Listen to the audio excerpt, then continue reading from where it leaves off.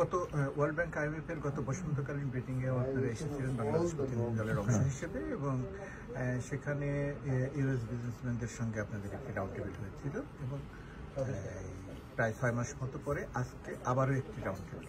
দুটি মিটিং এর মধ্যে যদি পার্থক্য নির্ধারণ করতে বলি তাহলে কিভাবে ব্যাখ্যা বা বিশ্লেষণ করবেন? এখানে আমরা ইউএস চেম্বার্স অফ কমার্সের যারা সদস্য, যারা ইউএস এর সমস্ত বিজনেস ফার্মকে রিপ্রেজেন্ট করে, তাদের সামনে আমরা বলেছি যে গতবারে যে আপনারা দেখেছেন যে ডিফারেন্সটা হলো সার্বিকভাবে সামষ্টিক অর্থনীতির উন্নতি হয়েছে, আপনার ফরেন এক্সচেঞ্জ মার্কেট ঠিক হয়েছে, রিজার্ভ বেড়েছে, ব্যাংক এনবিআর আমরা যেটাকে এসে বাইফার্কেট করার কথা সেটা রেভিনিউ সেটা আমাদের এখন বেড়েছে, ব্যাংকিং সেটা রিঅর্গানাইজেশন হচ্ছে।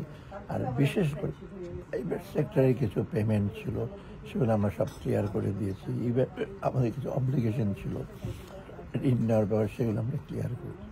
সব দিক থেকে আমাদের যে রিফর্মগুলি করেছি এটা কন্টিনিউয়াস, বাট এটার একটা ফলটা ওরা দেখতে পাচ্ছে এবং সামনে যাওয়ার যে ক্ষেত্র তৈরি হচ্ছে এটা সুস্পষ্ট এবং they have shown the interest যে তারা বাংলাদেশের সাথে ব্যবসা বাণিজ্য করবে, যাও করছে সাথে আরও বাড়াবে এবং তাদের পক্ষ থেকে আমাদেরকে কমেন্ট করলো, তাই মানে প্রশংসা করলো যে তোমরা যেটা করছো এই ইন্টারিম গভর্নমেন্ট না আসলে এটা আর সম্ভব হতো না মোটেই।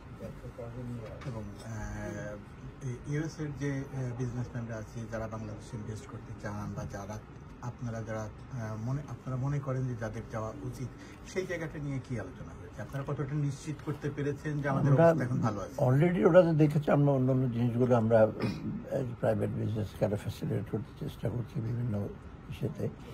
আর তারা কিছু যাতে কিছু ইস্যু আছে, কিছু যেগুলো রেগুলেটরি রিফর্ম, ট্যাক্স রিফর্ম, এগুলোর ব্যাপারে দৃষ্টি আকর্ষণ করেছে।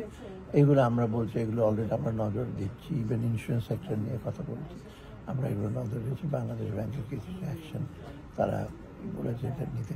এগুলো খুব মেজর ইস্যু না, তবে আমাদের অনগোয়িং রিফর্মের ভিতরে বিল্ট ইন করা আছে। তো এইগুলো 3-4 মাস পরে এগুলো তারা দেখতে পারবে এটা ইস্যুটা।